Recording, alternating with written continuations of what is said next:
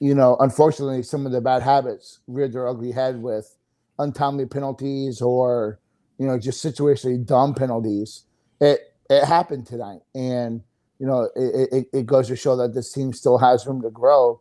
But for me specifically, I like what Florida State did overall in offense.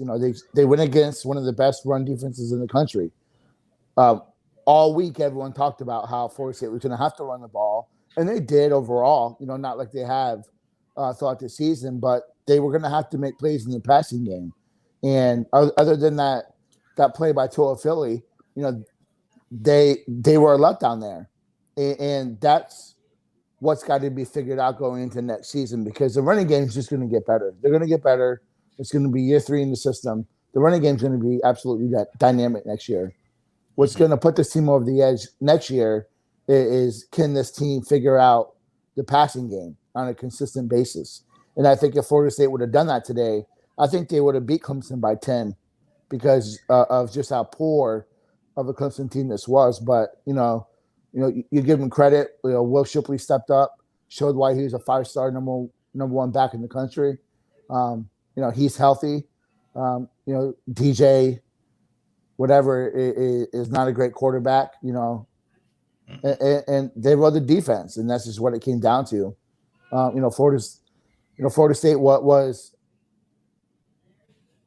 for the best and safest way to put it, the cleanest way to put it was gypped by the refs. I thought there were quite a few calls that were very questionable. That pass interference, roughing the passers, and not giving that same call to Florida State when Clemson was, hitting Travis after the pass was thrown. Or I don't think it was very fairly called. But you can't leave it to the refs. So there were, especially that pass interference call that put them, in that position to score the go-ahead touchdown. That was just, you can't call that, not that stage of the game. But, overall, I feel good where Florida State's at right now. You look at the rest of the schedule, and, if Florida State would have won today, I think 6-7 wins would have been very likely. I still think that they can compete for a bowl game. I don't know what you think about that moving forward after this game. Yeah, I definitely think we can compete to get to 6 wins, we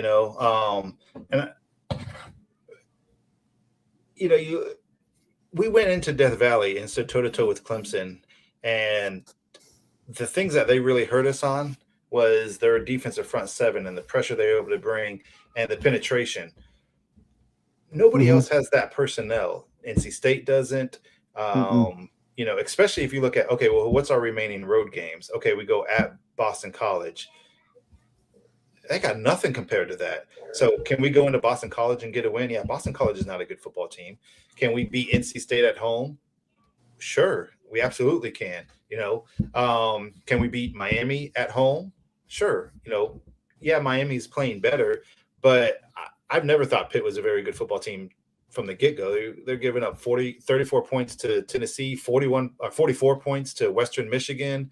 So, their quarterback had a great game, but look at what their defense has done against any offense with a pulse, and it's not impressive. So, I don't take a whole lot of stock in, it's a good win. They're playing with more energy. Sure. They're still not a very good football team, and Pitt's not, they're an okay team, but there's really not a good football team in the ACC this year to where you look at it and be like, we can't beat them. Like, there's just not. So, we can beat NC State at home. We can beat Miami at home. We can beat Boston College on the road. That's 6 wins right there. Are we going to necessarily win all 3 of those games and then win the next 3 games? It's still going to be tough, but we can absolutely get there. And going into Florida is tough, but they're not a great football team either. And they have some issues as well. And they don't have the defensive front 7 that Clemson does either. So, we should be able to get more chunk plays and more stuff in the ground game against all of those teams than we were against Clemson and keep us in the game. So, Florida now is. Let me ask you this. Yep. Michael says that the score is deceiving. The offense was scoreless for 38 minutes. Clemson missed field goals. That's part of the game. but also Florida State missed opportunities on the Clemson side of the field with turnovers that they could have put up 14. So each team had quite a few missed opportunities to win this game. Yeah. And that's what it just comes down to. This team didn't have the playmakers to make it happen, and Clemson did. They just had just enough to get that W.